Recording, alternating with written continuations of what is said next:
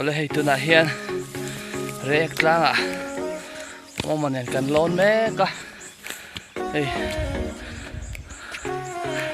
po chang to khop mai hian atlang nai zo ka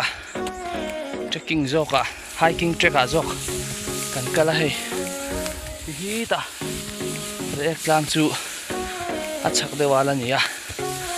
la hian lon me ka ni ki rek tlang tu ki lai me khi nia kan na thleng lo deu hei atlang chim pakhat na kan thleng chi a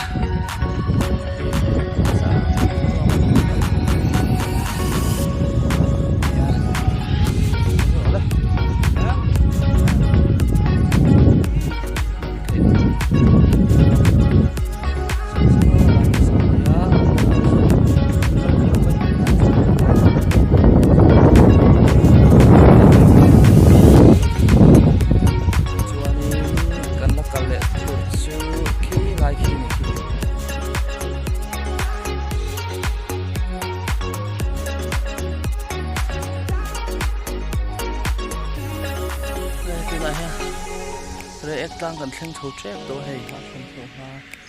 fel kha ani a ni a salut tu ka hei kan om ram pang so lai son horam pang a zon lai hi kan zok te hian kal me ka ni chuan kan na zo chho le tur chu khi kan te king to so lo kan